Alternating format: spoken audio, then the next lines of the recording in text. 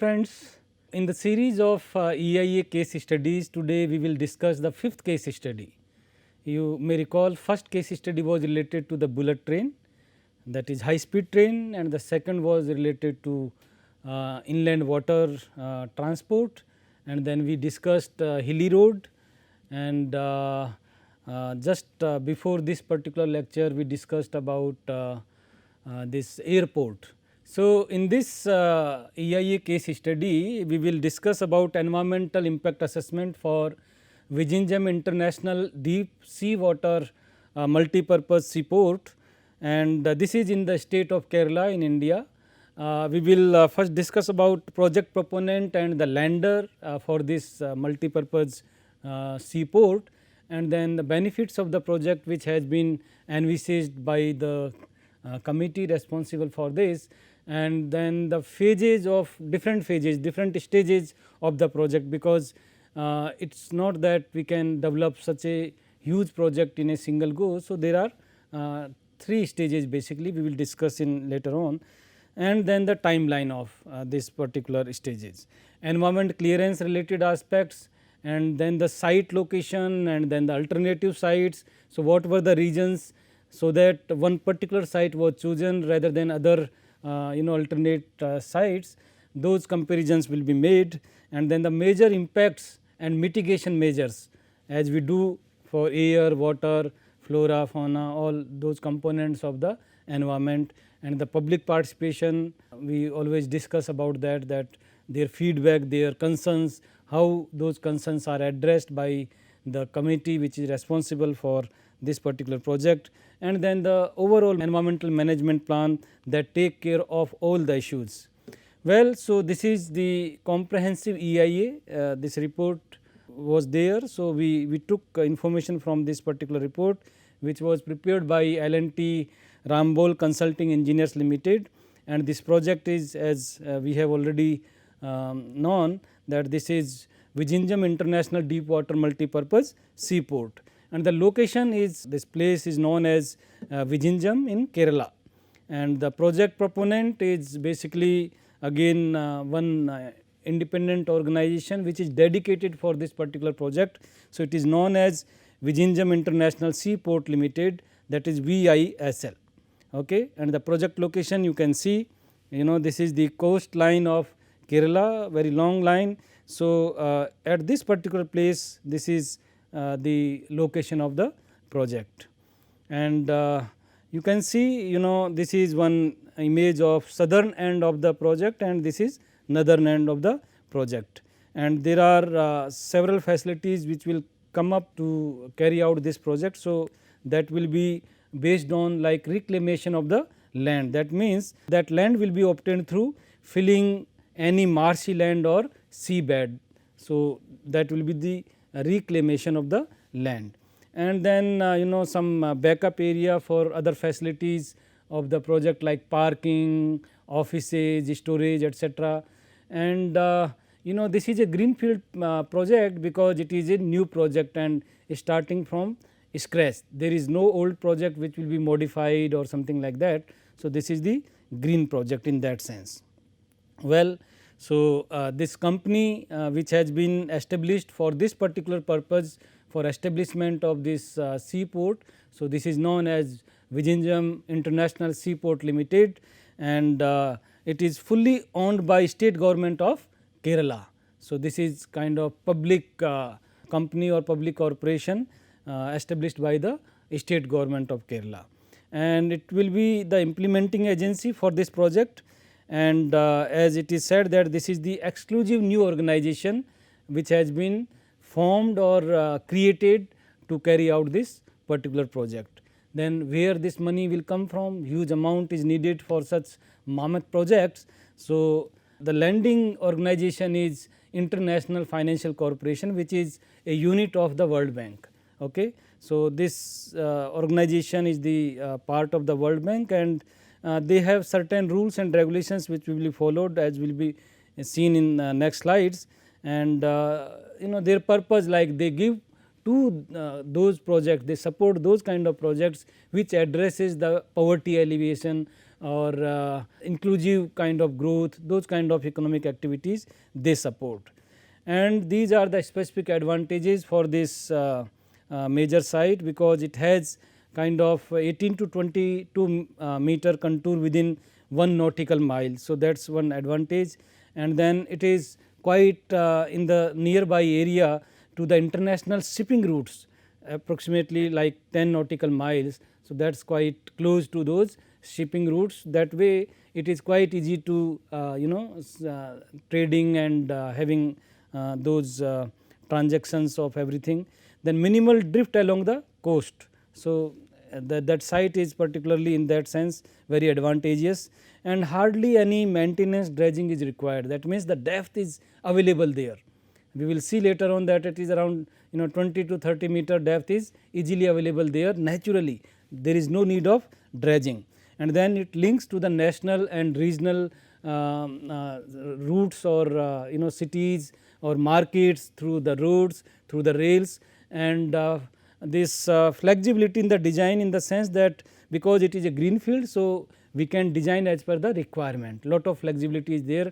There is nothing which restrict us to the development, because sometimes when we develop the old port, then certain things are we can't change. So, limitations are there. Such limitation does not exist there, except the natural contours, natural that location, whatever geographical location is there. There are benefits of this project which has been listed in this particular slide, like improvement of the socio-economic conditions of that particular area, and lot of employment generation during the construction of the project, as well as during the operation of the project. So, during construction phase, around 2,350 persons they have been estimated they will be employed. So, it is not only the 2,350 persons, but the families, and you can do such calculations that how far reaching those benefits are there, because families are benefited, then the in relation other activities are boosted. Similarly, the expected direct employment is means those will work on the site and the project 650 and 2000 are indirect employment, but indirect employment they are immediate indirect employment. In that sense, if you go for the chain reaction, there are many more thousands of indirect employment are generated in such big projects. Then strategic defense location, because marine routes are there. So, for navy also this is one very strategic location, and major boost to South Indian tourism industry, and the project benefits due to revenue generation. So, all these projects, these kind of big infrastructure projects, they bring revenue because of trades are boosted, they are increased, and goods and services efficiency increases, efficacy increases. So, the overall productivity increases in terms of socio-economic parameters. Next is like development of several institutions like schools, colleges and offices. So, that will generate a lot of activities related to education and even health sector, because hospitals will also come there. Then agriculture sector or infrastructure facilities, biodiversity and climatic benefits because of certain eco tours, as these kind of facilities also increases the opportunities for eco tourism. So, in that way biodiversity related benefits are there. And then this tourist industry, of course, like cruise terminals and tourism, those things are very popular in those particular areas. Beautiful state of Kerala, as already hundreds and thousands of foreigners come there every year. So, this will further boost the tourism industry, and that way the improvement of overall socio-economic conditions will be ensured. There are 3 phases for this project: phase 1, phase 2 and phase 3, like 2014 to 17 phase 1 and 2024 to 27 is the phase 2, and the next phase will be 2034 to 2037. So, these are the different activities like container terminal will be created and multipurpose cruise terminal will be created. So, according to those phase related designs, those activities will be carried out.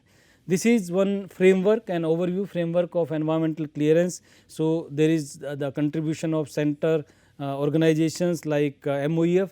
Earlier it was known as MOEF, Ministry of Environment and Forest. Now we know it as Ministry of Environment, Forest and Climate Change, MOEFCC. Okay, Central Pollution Control Board is there.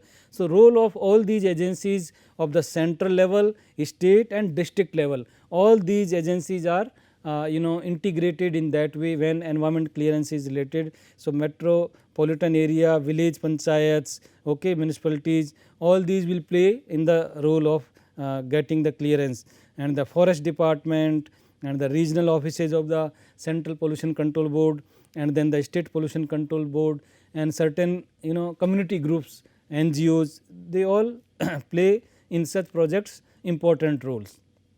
These are the acts and regulations of the environment protection. From time to time they are enacted by the government. As already we know, this is the backbone of all environment related rules and regulations, Environment Protection Act of 1986, and then the Air Prevention and Control of Pollution Act rules 1981.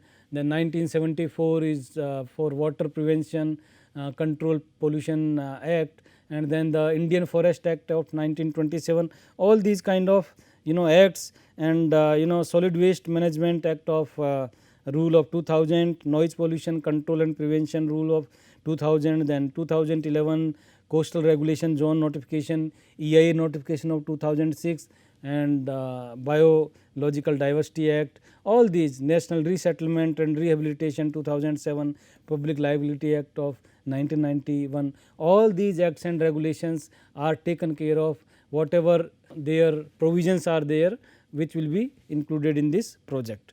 So, the requirement from the lending agency or funding agency, there are certain requirements. These are the performance standards basically known as social and environmental sustainability by IFC, which is part of World Bank. So, we have to ensure that these kind of guidelines are properly met. Community health related, labor and working conditions, social and environmental assessment and management system, land acquisition and involuntary resettlement, these things should be as per law of the land, but they should be ensured properly. There should not be any kind of violation of the rules and regulations.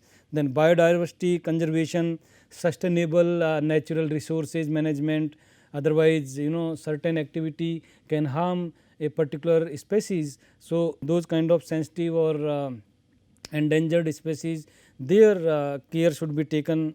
Then indigenous peoples requirements, because since thousands of years certain communities are living in a particular location, if we disturb them because of certain project, that is also not good. So, we have to take them into confidence that okay, you can carry out your traditional activities at a particular location. So, with their these kind of consultation and discussions, then those things are decided.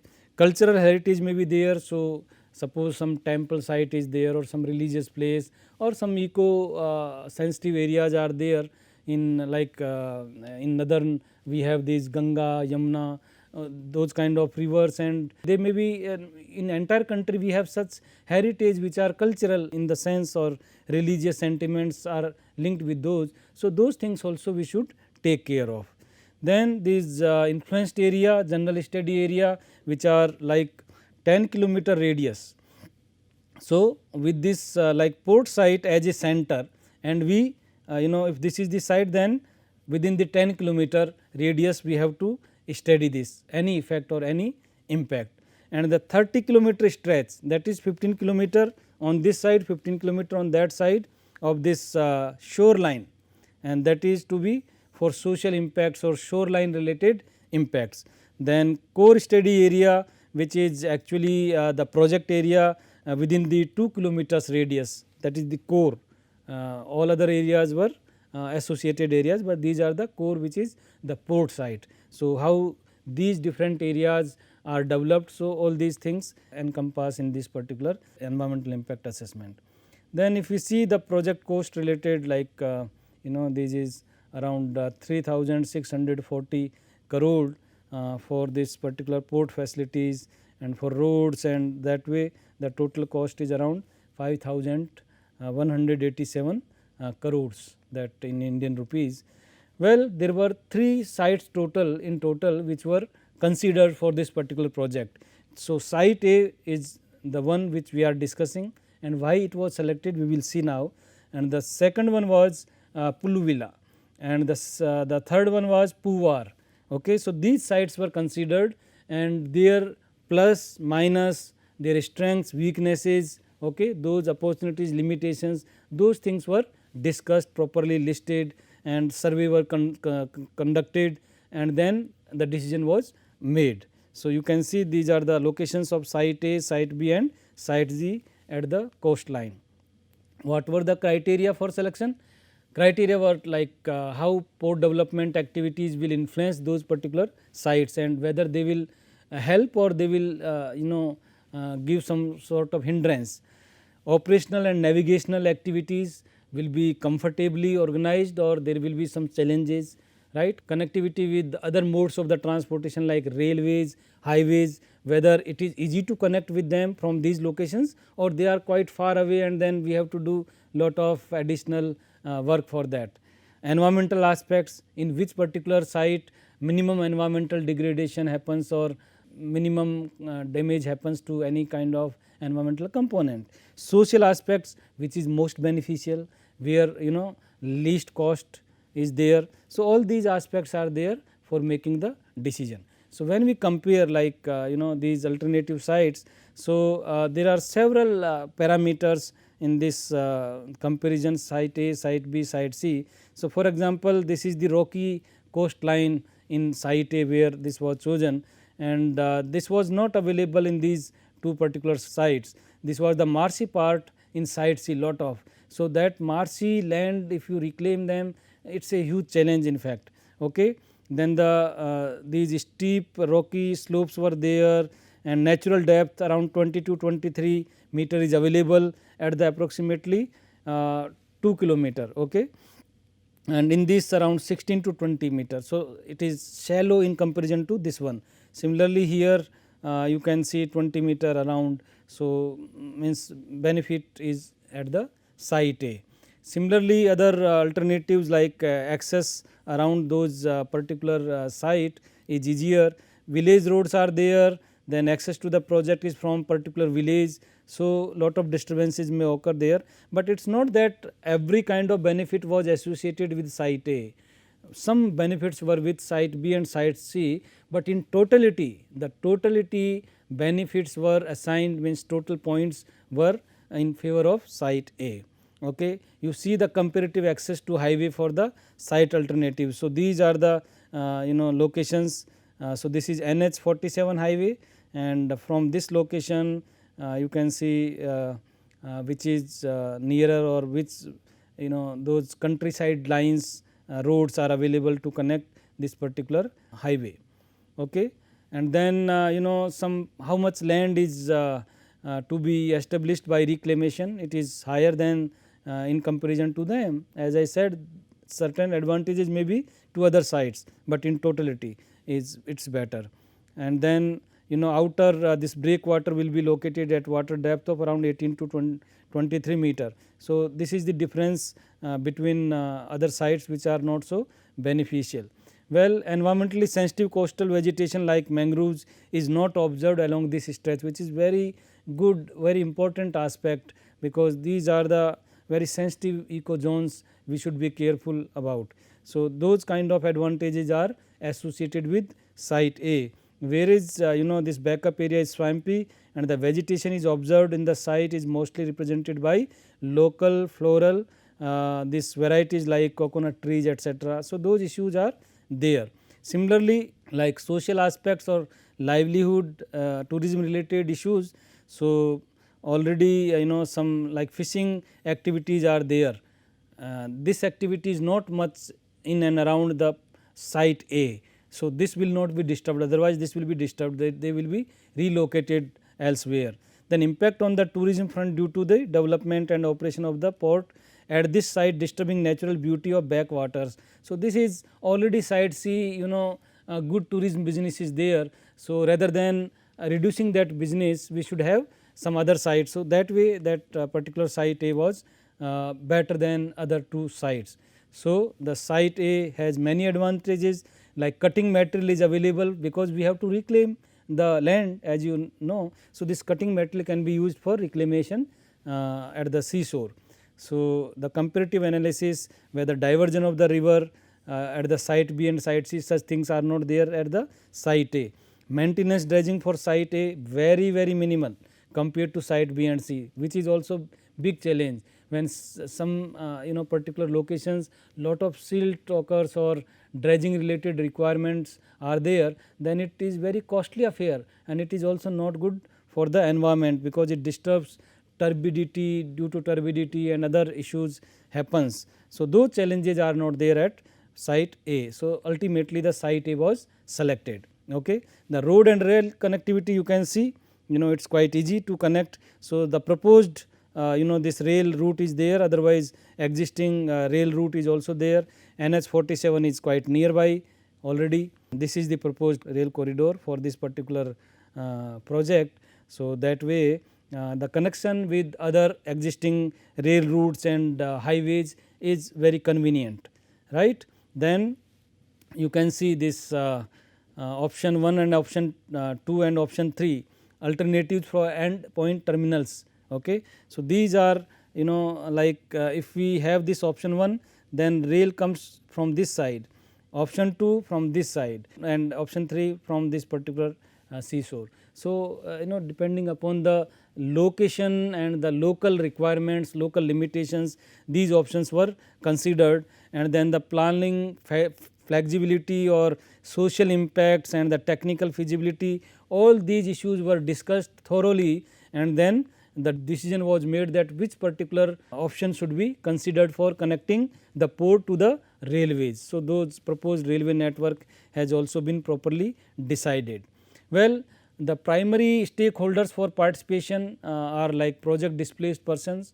If when this kind of big facilities coming, and some already some people are living in the surrounding area, they have to be vacated. So, their compensation, their livelihood, all those issues have to be addressed. Then project affected families, some families will be affected in those areas.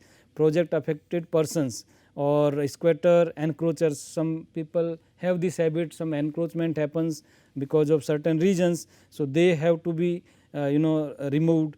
Project impacted communities, certain communities which will be directly or indirectly influenced or affected by this project. So, all those issues have to be taken care of, and the road rail connectivity alignments. So, all these things are to be taken through public consultation, public participation. So, these are the photo galleries of those public participation related events were organized by this those district authorities and other EIA related those agencies.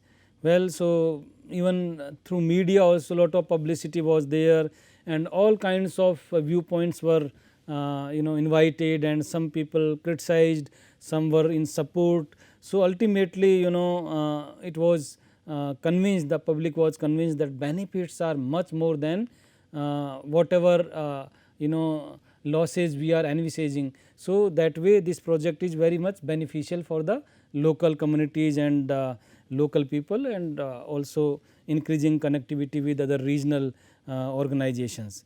Well, aspects of impacts considered for the project, which always happen in EIA, like land, water, and here marine environment is also very important, like hilly areas, those landslides related issues happen more important. Here those issues are not there, but marine environment, again some eco sensitive zones or aquatic life of the sea, all those things have to be considered.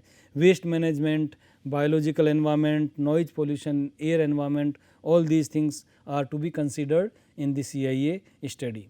Well, so these are the impact assessment and mitigation processes. This flow chart shows all these, like impact identification, characterization of those impacts, and then social impacts listing, and then the mitigation measures which are to be suggested to address the impacts. Okay. So, these are the mitigation measures, like in accordance to the landscape planning concepts, minimizing major landscape changes. so that minimal changes happen and natural contours are to be followed as much as it is possible.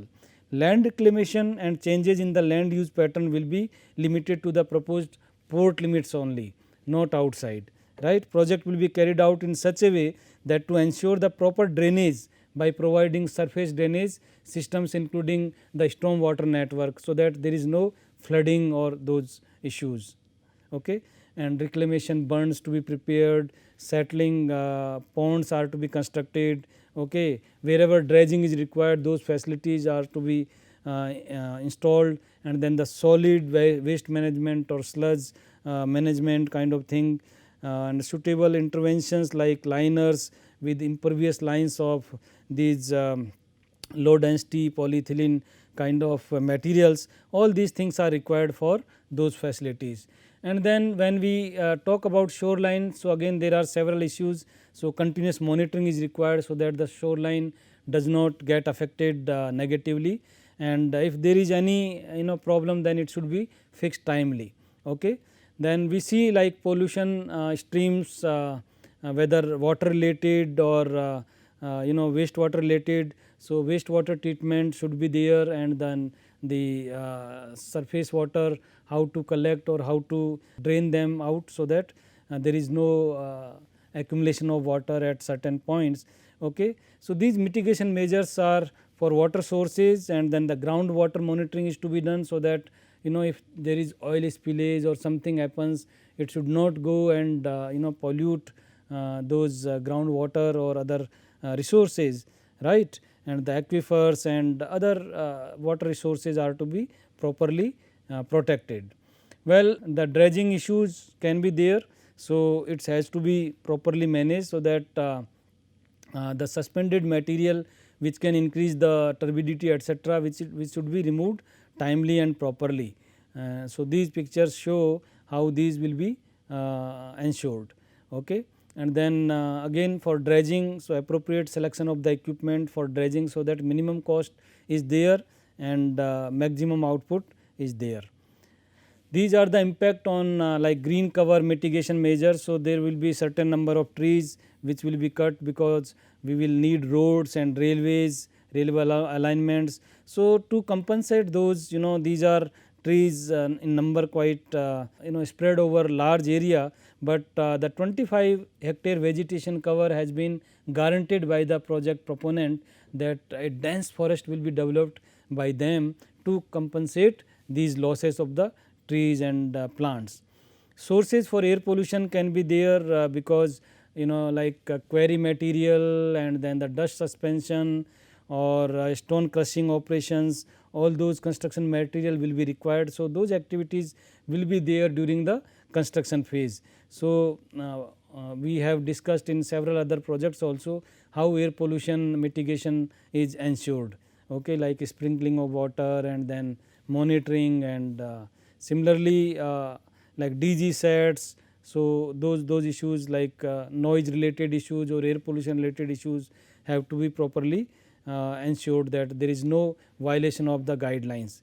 Okay. So those acoustic fencing might be installed along the edge of the access road, those noise barriers you can see.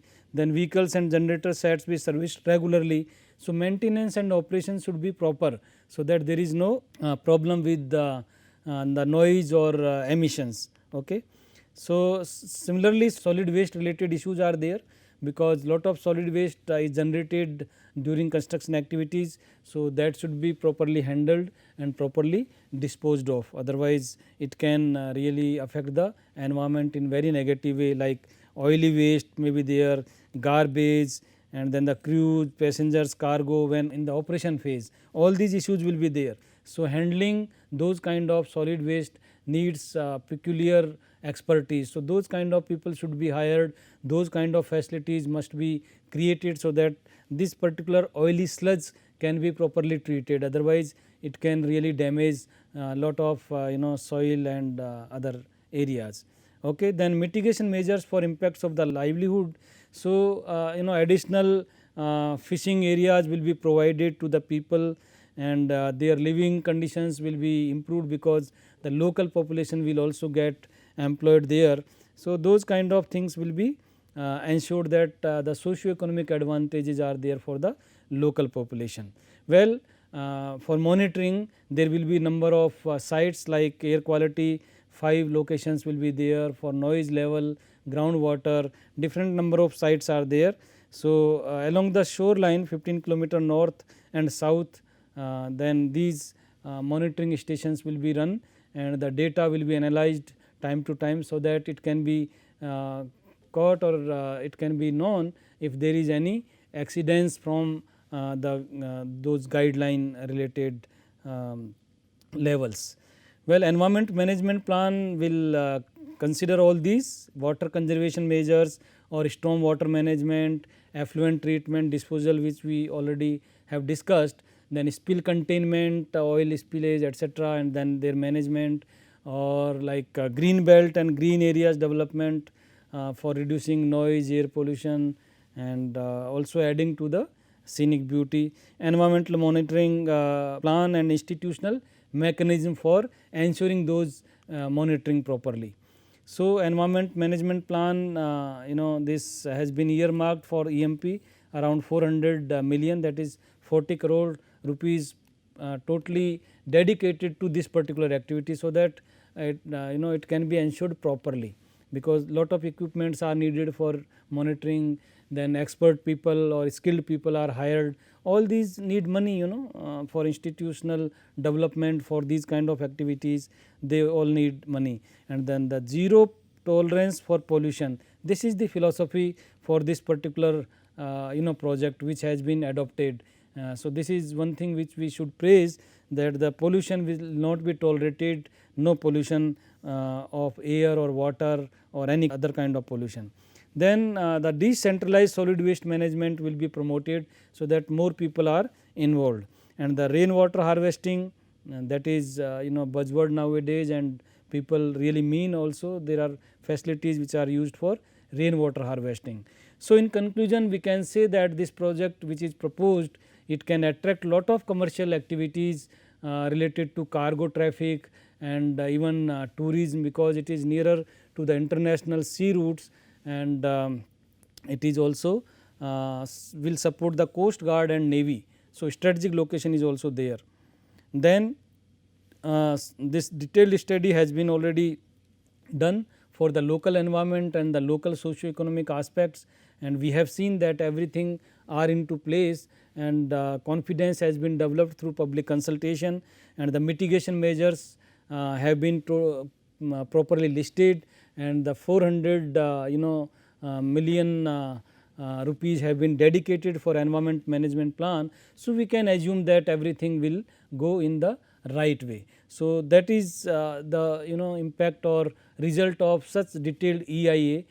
So, that way now the 5 case studies we have done for the EIA. This is the reference for this particular EIA, otherwise every case study is based on certain EIA study. So, that way, as I said initially also, now you have complete picture of EIA studies for different kind of projects, and that way I am sure that you can now carry out environmental impact assessment study for any kind of transportation system or transportation related project. Thank you for your kind attention. So, that way we have considered 5 case studies. I am sure you have enjoyed this, and this have enlarged your viewpoint or like world view about the environmental impact assessment aspects of different transportation projects. Thank you again. Thank you.